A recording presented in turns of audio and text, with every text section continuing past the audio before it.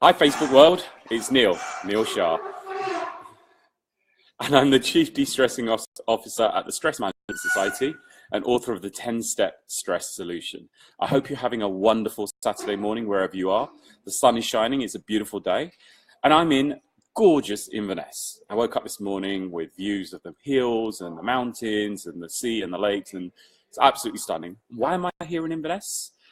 Because I'm here at the Change Your World conference, organised by the amazing Susie Beaumont. It's the personal development event of the year at the incredible Eden Court Theatre. And lots of people have already showed up to hear incredible speakers talking about life-changing opportunities, how you can actually change your life and change your world by starting with the most important person in the world, which is yourself. And that's really what I've been asked to do today. Spend a bit of time talking about my own journey, how I ended up here, why I do what I do. And I didn't choose this life. I didn't choose this path. It was more a case this path chose me. And it was a series of life-changing experiences I had myself that kind of put me on this path that led me to where I am today. And it wasn't an easy path. As with most classic stories and journeys, that there was trials and tribulations, there was challenges along the way. And yeah, it wasn't always an easy one. I started my first business when I was 24. It was an IT recruitment business, which I set up at the time because I felt that it would be a great way to make some money. I had a grand total of 5 months of industry experience. And one company I got sacked from after just 3 months. The second company, I was there for a couple of months and just really struggled to fit into the culture. So I left and decided to do it myself. In the first year of running that business, I made £700,000.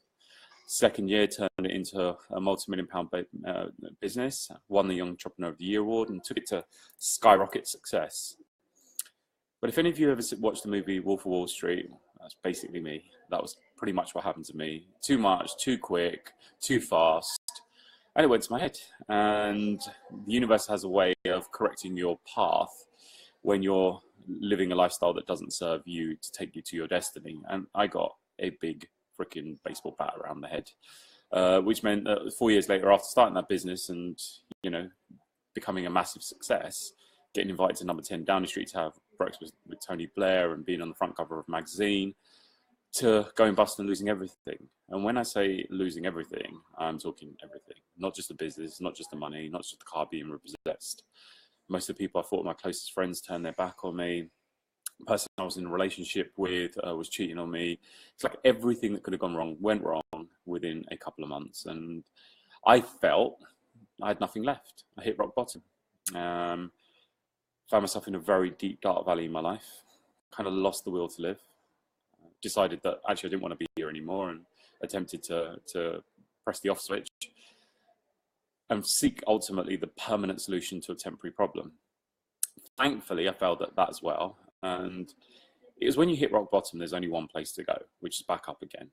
And that is when I essentially decided that I needed to get back on top of the world again. I was used to being master of my own destiny, captain of my own ship, and realized that the best way for me to kind of scale my, or deal with my team and scale my internal mountain was to go to the highest place I could think of.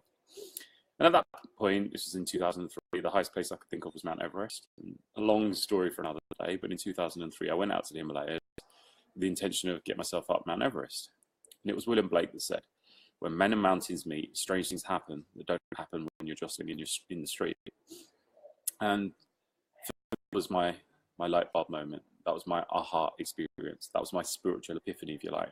Coming from a non-religious background, where in my house, the only religion that we had growing up was Liverpool Football Club. So, I didn't come from a spiritual religious background. But I found my spirituality out there on the mountain. I met the spirit of the mountain, and she had me on my hands and knees crying my eyes out with this moment of realization that the experience I've had was a gift, a very powerful, beautiful gift that allowed me essentially for a period of time just to focus on the things that matter, staying alive, getting to camp in the evening, essentially just to keep yourself moving one foot after the other. And when you're doing that, it simplifies life. All your problems at home are a million miles away, quite literally. And the fact that you've got no money and no car and no relationship are irrelevant, because you might not make it till tomorrow. And there's constant reminders of that around you, because everywhere you go, there's monuments to dead people, because literally, I believe it's 1 in 7 people that go out to that region don't come back. So as I said, like, it kind of simplified things, and it allowed me to focus 2 inches in front of my nose, rather than things that might happen tomorrow, next week, next month, next year, or the things that happened yesterday, the week before, the month before. And I very quickly realized that most of our stress, most of our challenges don't happen today. They happen in the past or in the future, because we're stressed about things that have happened that didn't serve us, that put us into a negative state, things that upset us, people that let us down, people that hurt us, or in the future, because you're worried and concerned and anxious about things that might happen. I might lose my job. I might end my relationship. I might not be able to do enough to, achieve that goal that I've set for myself. And we spend our lives stuck in the past or in the future. And it's bringing yourself back to the moment. So that was interesting, because that was my real first experience of mindfulness. Mindfulness, quite literally, is being present in the moment with no judgment. I mean, you're just being present to what is happening right here, right now. And how often do we do that? Because I've got to be honest with you, up until that point, I don't think I'd ever been truly mindful. It was always about where I'd been or where I needed to be, what I'd done or what I needed to do, as opposed to just quite literally being. And that was my reset moment, my reboot. And I very quickly started to realize I hadn't just had a breakdown, which is what I thought I'd had, which is what they told me I had, but I had it was a tough, painful, challenging way to learn that lesson, but it was really powerful to have that breakthrough, because it kind of allowed me to reprioritize the things that were important in my life. And that's where I had the inspiration and the realization that this experience I've had, the challenges I faced, I could do something good with it. I could make a positive difference. And I decided to set up an organization called the Stress Management Society to effectively help people that had the same kind of experience that I'd had, or that would have the same kind of experience that I would have. That was in 2003. The world was nowhere near as complicated and challenging as it is today. And the world has become infinitely more stressful and pressured and demanding since then. Primarily because we keep creating new technologies, new kind of ways of communicating that are increasing the pressure, increasing the demands that we're being subjected to.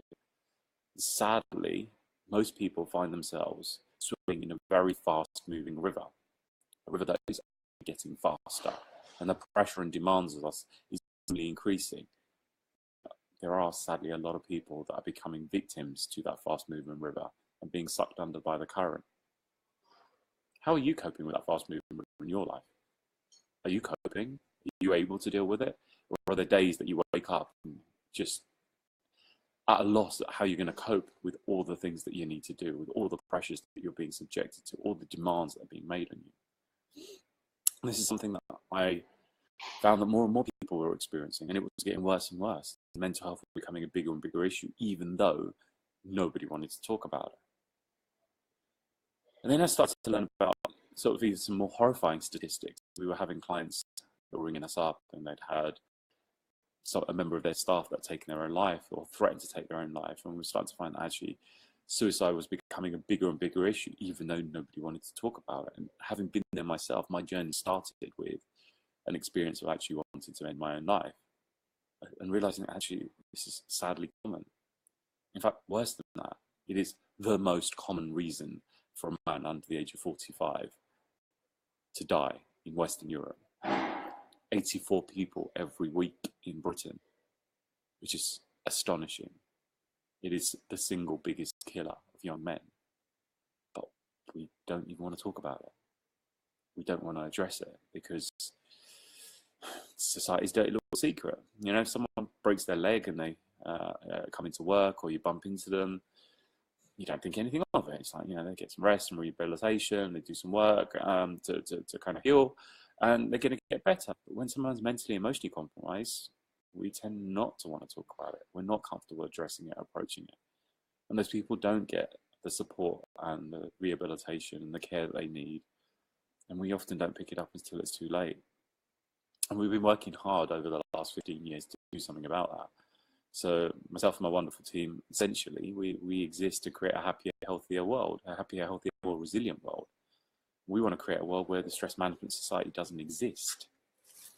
But the challenge is that until we get better at opening a dialogue and be willing to talk about it, how are things going to change?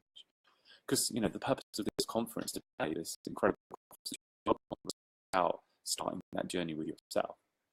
We often look outside of ourselves and we want to be selfless people and care for those around us and do work for charities in our communities and make a positive difference in the world. But who is the most important person in your life? And I want you to reflect on that for a moment. If I ask you that question, who's the most important person in your life? What comes to mind? It's your husband, wife, boyfriend, girlfriend, mum, dad, children, maybe even your pot plant, someone or something other than yourselves. How often do we think of ourselves first? It's not something we're comfortable with. And we live in a society that tells us that we're selfish if we think of ourselves. What's the phrase? It's better to give than to receive. Most of you may not realize that that phrase is actually a load of nonsense. It was never the true phrase. It's actually a Greek proverb. And the original phrase was, it's better to be in a position to give than to need to receive. It says something completely different. It was changed by an organization that felt that they could adapt that phrase for their own benefit. Obviously, it was changed by the church when they give out the basket. It's better to give than to receive. But that became kind of a cultural philosophy, which should never have been the case. Because prioritizing your own needs isn't being selfish. It's actually being selfless. Because as you all know, when you get on a plane and they go through safety instructions and they talk about what you should do if there's a drop in cabin pressure, they always suggest, if the oxygen mask come down, to put it on yourself first before you put it on the people around you, before you put it on children or old people or anybody else. And what's the reason for that? Why should we put it on ourselves first? Surely we should help our children and old people and injured people first. Well, the reality is that if you don't put it on yourself first, you have multiple casualties. You are going to pass out and you're not going to be able to help the people around you either. And that sadly is the world that we live in. You want to be a better parent, a better partner, a better work colleague, a better friend, a better son or daughter, mother or father. But how well can you be that person if you're not looking after the most important person in your life? And why is it that we're so resistant and reluctant to prioritize our own needs? So that's one of the things I'm going to suggest to you, is take some time to consider how much time are you spending valuing yourself? How much time are you spending prioritizing your own needs? Do you even know what your needs are? Mentally, physically, emotionally, spiritually. And when I say spiritually, I'm not talking about religious, I'm talking about connection with yourself. Because connection with yourself is your connection to the entire universe. How much time do you spend being aware of how you're fueling your body? And I use that purposefully. I'm not talking about how much time do you spend thinking about food, because I'm sure we all spend lots of time thinking about food. I'm always thinking about food. But how much time are you actually spending considering how well you fuel yourself? And fueling yourself isn't just nutritionally. How are you fueling yourself mentally? What information are you putting into your life? And is your information source Facebook? Is it BBC or CNN? Or do you take the time to nourish your mind with good quality content and information? Do you read? Do you spend time doing your own independent research? Do you go to conferences like the incredible conference that I'm attending today, where there are speakers sharing their knowledge, their wisdom, but also their stories?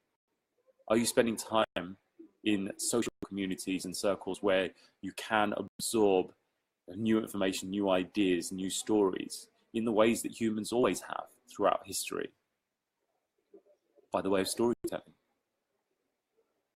How are you nourishing your relationships and your need for human and social interaction? And is your idea of social connection through Facebook, LinkedIn, or Twitter?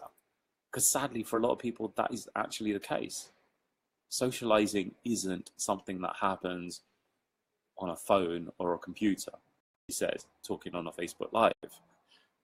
But it happens when you spend time with people. in real conversations and feeling their energy and feeling human connection. Because I don't this to you, but we are literally chimpanzees in suits and dresses. And as we know, the monkeys in the animal kingdom spend a lot of time in tight-knit social circles, and they need that to thrive. You may or may not realize that a human being is exactly the same. And a human being that doesn't get enough social interaction, that doesn't get